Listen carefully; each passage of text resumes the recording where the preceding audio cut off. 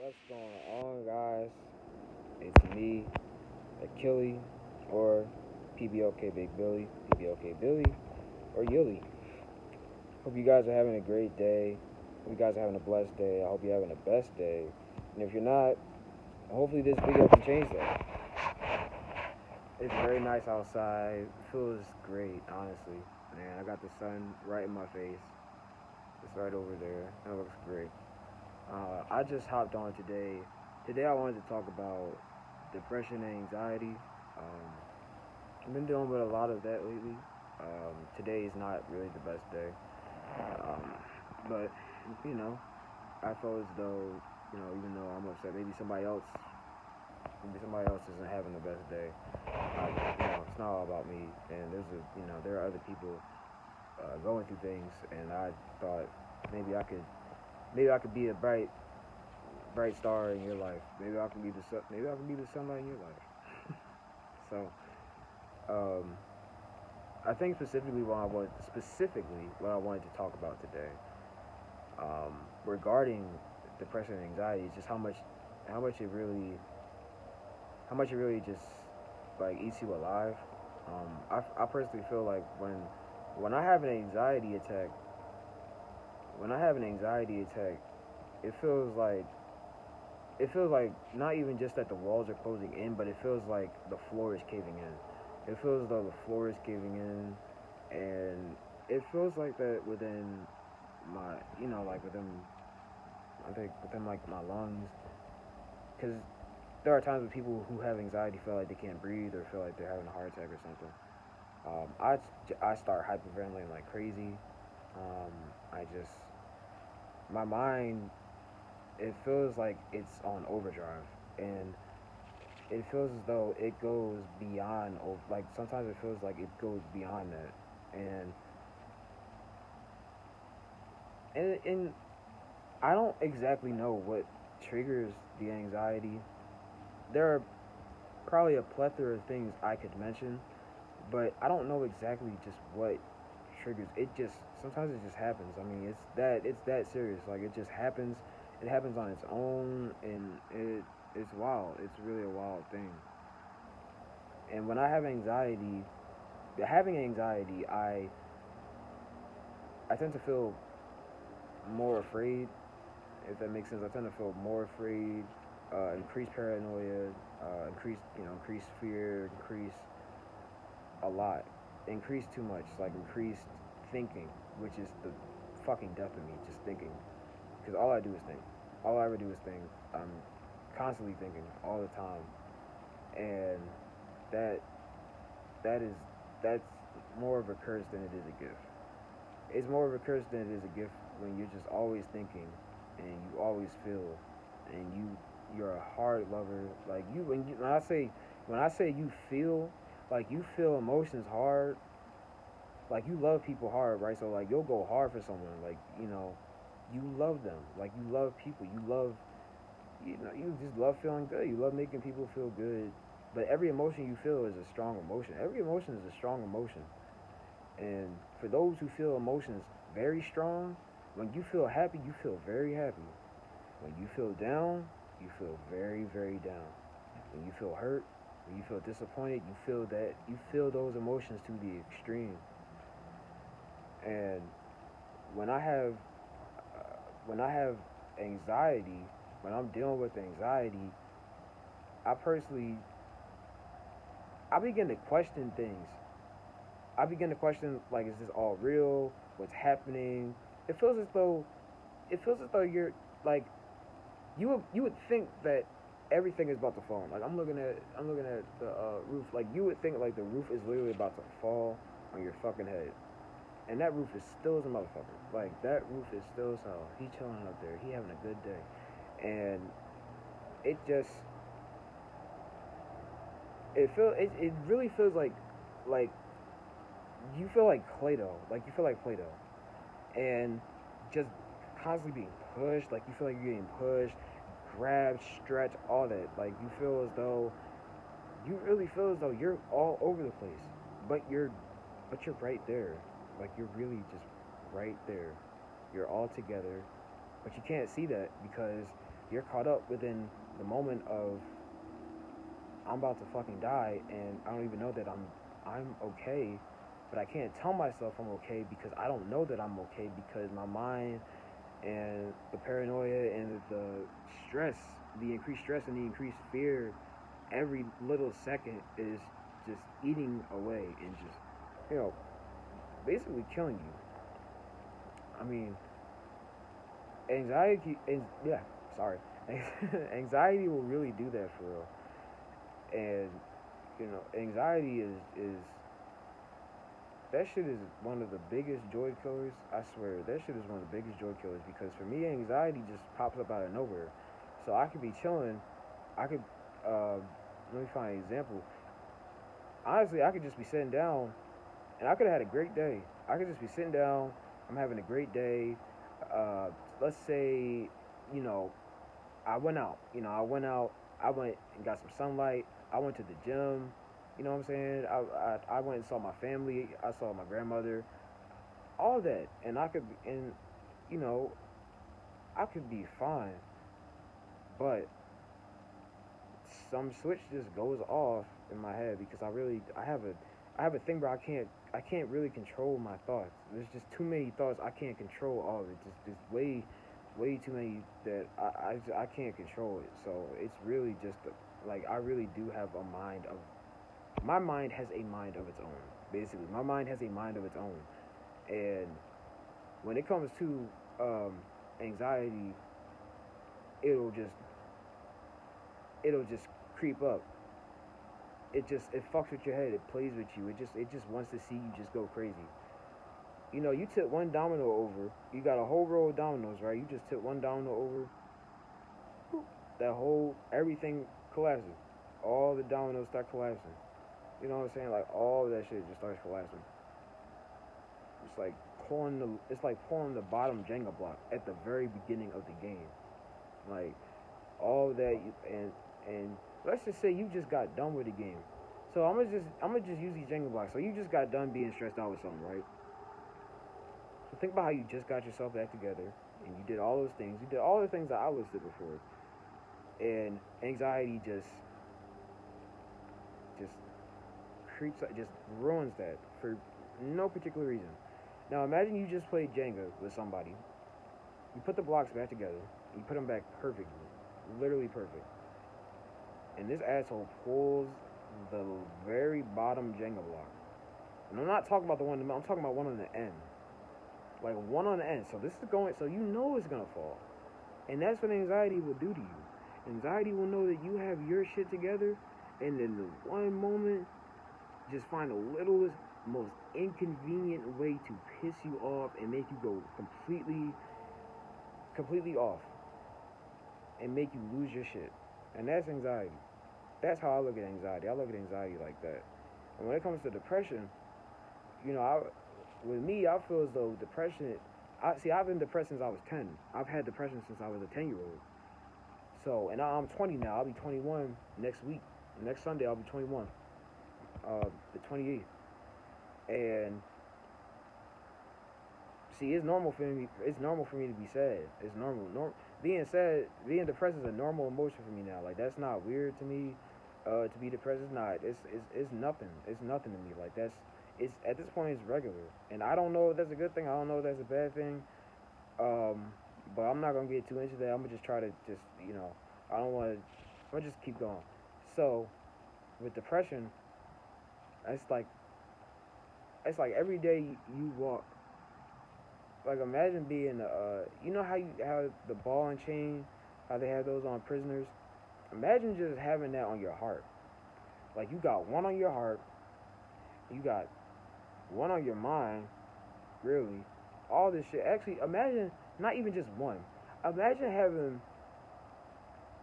a a group of a ball and chain, more than one, all on your heart, all on your mind, and on your ankle. Because honestly, everywhere on you, shit, your wrist, anything. Because that's what depression is. It weighs you down that much. It weighs me down that much. Where it feels as though I'm walking around with a ball and chain everywhere around me. My eyelids, because I'm always sleepy, so I always want to just sleep. I've got on my heart, and my emotions are always down, and I always feel bad. And I've got on my mind, and I don't like my mind. Then it's like I want to kill myself. And then to be physically active, that shit is tiring because there's so much in my soul and my mind and my heart that's tiring, and to have to go out and complete my responsibilities and daily tasks with all that on my head, that shit is a lot, man. For real, that shit is too much. It's too much, way too much. And it, it's scary. It's a scary thing. It's a scary thing, and people don't realize how much depression really will affect you physically. Physically, you don't want to do shit. Like physically, you're burnt out. Physically, you don't feel the motivation because everywhere else within you is out of order. Everything else within you is not aligned correctly. It's not aligned properly. Like, I'm gonna go back to the Jenga blocks, John. I just said the Jenga blocks analogy. So, but just imagine like just imagine like after you know, the Jenga block was pulled out by anxiety and just brought you down, swept you right under the rug, and brought you right down. And you gotta fix it. You gotta get yourself back together, but you're tired. You're just tired. You're tired of constantly having to put yourself back together, piece yourself back together for perfection. Sorry, to perfection. To what is perfect for you. Because perfection is not a real thing. I would like to believe what I just said, because I'm a huge perfectionist, so I would love to believe what I just said. But perfection is not a real thing. And perfection is one of the idea of perfection does sound great, but there's no lessons within perfection. And when you attempt to build perfect based on that exact definition, you're never gonna build. You're gonna destroy yourself more than you. You're gonna destroy yourself perfectly more than you build perfection. You will be the perfect embodiment of self-destruction instead of being something perfect within, something perfect within a realistic line, because you just can't be perfect for real. You just cannot be perfect. It's impossible. You cannot be perfect. And that's the struggle I have, is just not being perfect, because there's just two things I hate being. I hate being normal, and I hate being human. And I hate experiencing human behavior or normal behavior, because I just I don't want to be normal. I have never felt normal. I've never felt like I fit in. I've never really felt like,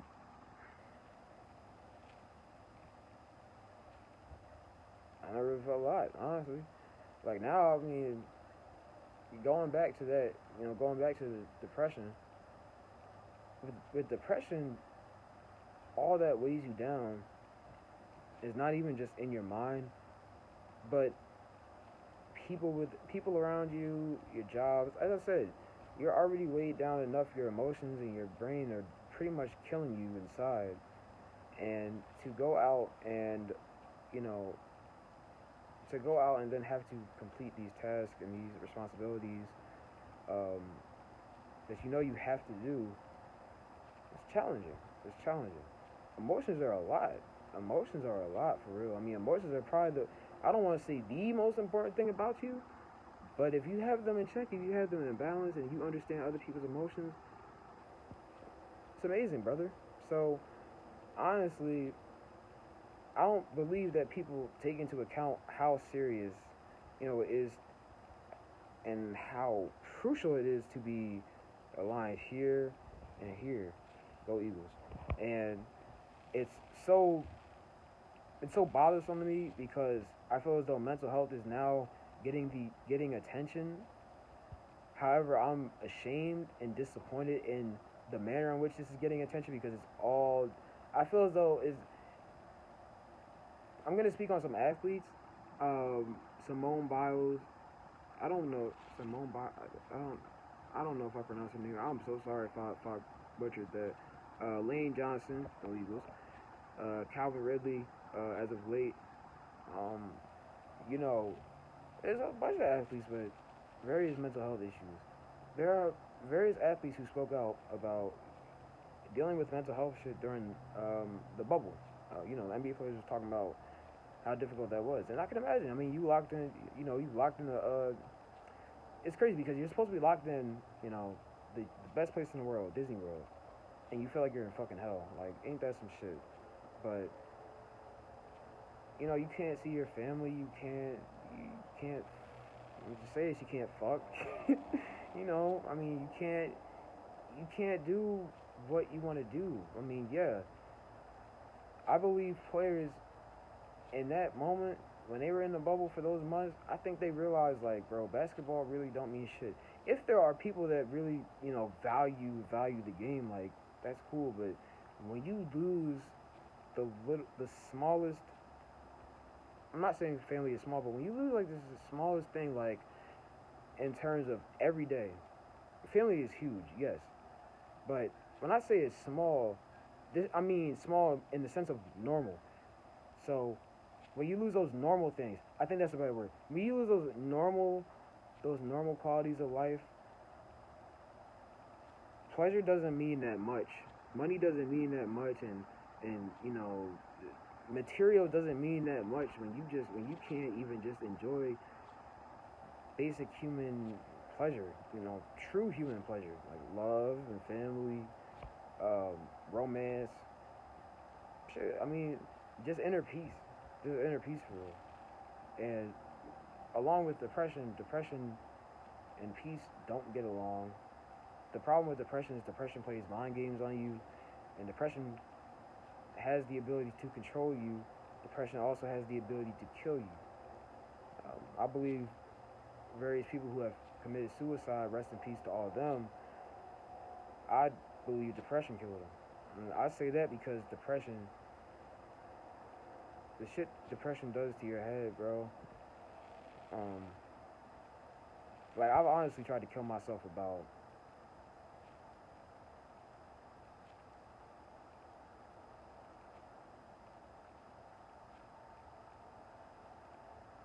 10, about 10 times. I've tried to kill myself about 10 times. I've attempted suicide about 10 times. At least 10. At least 10 that I can remember. I know it's at least 7, 10. It might be a little more. I remember when I was 11. I think I first thought about suicide, just being 11. So I'm fifth grade, sixth grade, thinking about suicide, becoming more infatuated with knives and guns and death. Honestly, blood. Um, I started considering committing suicide. When I was 13, on December 26, 2013, I attempted suicide for the first time. I really need some water. But yeah, I attempted suicide for the first time. I was in my room. My dogs were sitting out. I remember my dogs were sitting in the living room, I think. And my dogs, Paul and Jada, rest in peace to them. They were sitting in the living room, doing them. And I went into my room. Well, I went to the kitchen first. I went to the kitchen. I grabbed a knife. I went in my room. I closed the door. And at the time, I was a little bit Christian at the time, so I had a Bible. I had a Bible next to me. What I found out about what I did was this wasn't gonna work. So I'm gonna explain it first. I was gonna stab myself in the head, and I was crying. I was in that room. I was crying my eyes out. I was just crying. I was exhausted. The thing is, nobody knew I was depressed. I didn't know what was wrong with me either. I mean, I have been feeling this way for years and years. But I never really took into account, like, I have been feeling like that for years and years. I'm just like, bro, I'm just sad as shit. Like, what the fuck? I didn't know if I was sad. I mean, I didn't know what. I didn't know what. Honestly, truthfully, I didn't know what. And so, I tried to kill myself. I I didn't do it. I was gonna just stab myself, but something was just holding me back. I don't know what. That's pretty much what happened with all of them. Just something just held me back and just told me like I just had a change of heart at the last minute. Sometimes I just had a change of heart. I mean, there's been a few times I tried to smother myself, stab myself, overdose. I couldn't swallow those pills. I'm crying and everything, banging my head. I couldn't do it. I couldn't do it. I spit them out, flush them down the toilet. So I never had to look at them again. It was a couple times I was gonna use a gun, but I didn't put the bullets in the gun. And sometimes I just sat there. Sometimes I was sitting there, and I would just look at the gun, and I would just think about the gun. I would just think about the bullets. I would look at the bullets. You know, mind you, I'm 13. I'm 13 years old doing this. 13, 14, 15, 16. I'm 20. Sometimes I still want to kill myself. Honestly, I think about the way it is. I feel as though it's attached. It's attached to my head. It's ingrained in my mind. Suicide is so normal to me. Depression is so normal to me. Anxiety, post-traumatic stress, having mood swings. It's so normal to me, and I know that that's not right. But it's just the way it is. That's just that. You know, I'm not trying to say that that's how it is for you. I apologize if that didn't come off the right way. I hope you didn't take that the wrong way. If that was if that was wrong or anything. But I've tried to kill myself a lot, and I mean, shit. I tried. Last time I tried was last year. I'm gonna be very honest. I cut myself. I cut myself a few times last year. I cut my leg up. I put some cuts on my arm. I cut my arm up a little bit this year. I'll be very honest about that. Some things that people don't even know that I'm putting in this video right now. Some people don't even know about all this shit. I've tried. I just wanted to die. I just wanted to die, but I've always wanted to make other people happy. And I was always sorry, but yeah, I've just always wanted to make other people happy. I was always wanted to help other people. I was always cared about other people, and it's never been like the only thing in my life of real value is finding peace, love, creativity. I live my life by peace, love, and creativity. That's the only things I care about in life because those are the only things that all revolve around freedom. I've been seeking freedom since I was 10 years old. Honestly, I've been seeking freedom since I was a little younger. Some things, uh, family things, broken home, being in a broken home, which I never really knew. Excuse me. I never really knew how to express that as a kid, but I think that pain, up until I was at least up until I was at least a teenager, because I did get over it. Like it's not a big concern to me. There's other concerns, um, and I've accepted that. I have been able to accept what happened with the broken home thing, but it had a huge effect on me. And as a kid, I didn't really know how to express that. I just always hated that my mom and dad weren't together and they didn't like each other and he's arguing and shit. And that could be what led to me, being depressed. But it took me 6 years to say something. So from 2010 to 2016 to February 2016, um, I didn't say I didn't talk to anybody. And mind you, I really didn't know what was going on. I didn't tell my parents anything because I didn't know what was going on in my head. I didn't know what was going on in my head. I had maybe a few friends that knew that I spoke to and said, look, I've done this, I've done that, and they said you should probably speak to someone.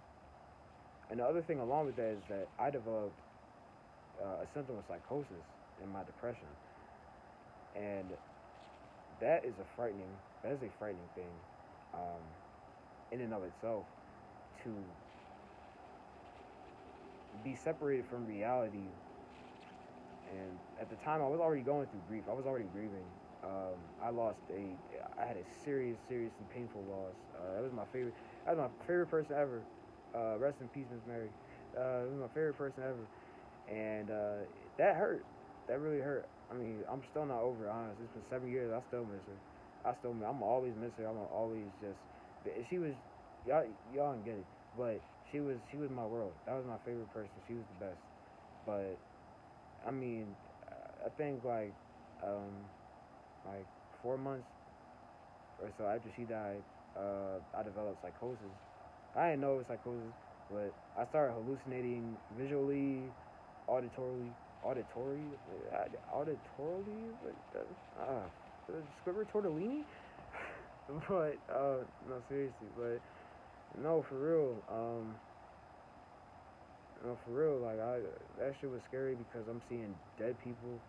I'm seeing monsters and demons, and things are being told to me. I'm being told to hurt people, hurt myself.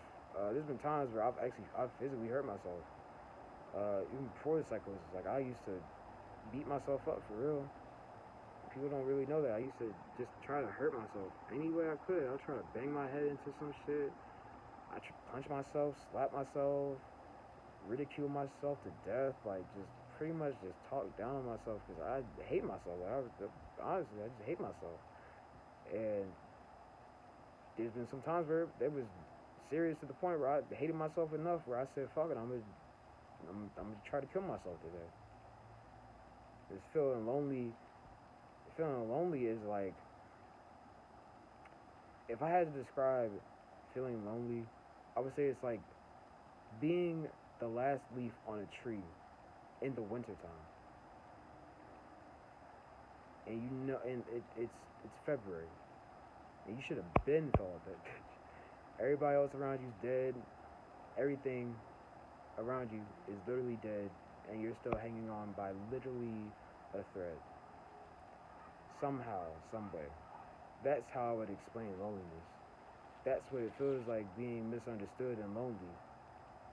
More so being lonely. But you just wonder, why am I still here? And everything in me is dead. You know, my emotions, my favorite person ever, Miss Mary. Um, you just wonder, like, why? Like, what the fuck is really the point? You know.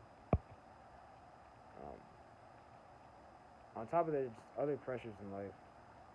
You know, I've worked since the beginning of the pandemic, and I took a break. I've been taking a break, but now I'm doing my best to tell myself, like, look, you need to go back to work, in order to pursue your music career, to get PBLK out there. You know what I'm saying? You owe it to yourself. You owe it to yourself, not even just your brothers, not even, Mr. President of Peabody Records, but you owe it to yourself. I say it to myself, like, you owe this to yourself. You need to get that money to further yourself.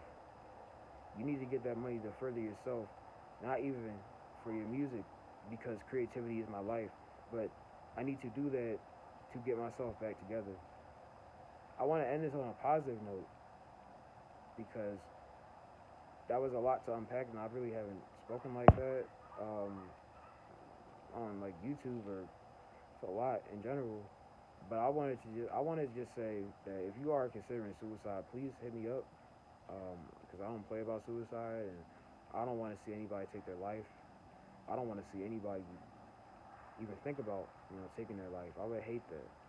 I would hate to know that somebody's watching my video right now, suicidal and depressed, feeling lonely, anxious, and they don't feel as though, or perhaps they overthink hitting me up, or they think that they don't have anybody. I would love to help you. If anybody's watching this video, I'd love to help you. If anybody's watching this video, I pray for you. Really, I pray for you. I pray for the best of you. I pray for nothing but the best. I pray for nothing but perfect alignment within yourself, within your soul, heart, and mind. I pray you get that balance and connection with them. Suicide is a tragedy. Suicide is a tragedy. Mental health itself is a tragedy. It's something that we all go through, whether you agree with that or not. Depression is normal. Anxiety is normal. But we have to begin to accept listening to others. Sometimes there just comes a time where you just gotta shut the fuck up and listen to what the fuck somebody else is saying.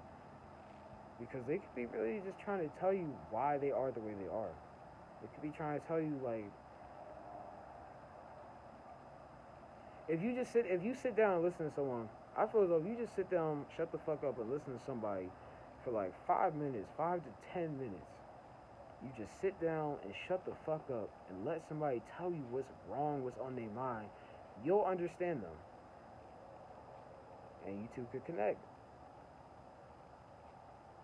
And then they shut the fuck up, and you explain yourself, and y'all go over it.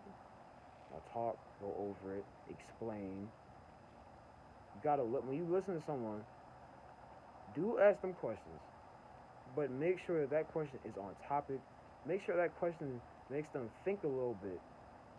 Because if somebody, sometimes when people open up or are trying to open up, they repeatedly say, I don't know. I do that a lot. I don't know if anybody else does. But sometimes people do that, and I do that. Repeatedly saying, I don't know, I don't know, I don't know. However, try to ask questions that will push them to think more. Or try to ask them questions that go along with the topic. Along with pushing them, show that you care by saying that you understand. But you listening in and of itself is showing that you care in general. To just allow somebody to explain themselves, to allow somebody to take out like a sacred wounded part of them and allow you to put a band-aid on it with your ear, that means more than anything. That means more than anything. So sometimes you really just have to, take the time to listen to someone and be quiet. I feel as though that was all over the place. I tried to explain that as best as I could.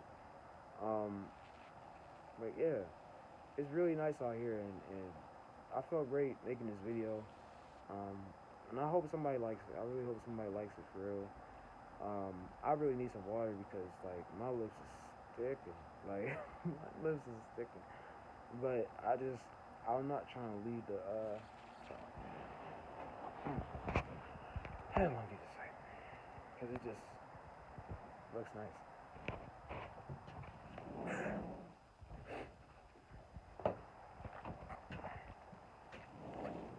I truly hope this video helped out somebody. I hope it helped out a good amount of people. I hope it helped out even one person.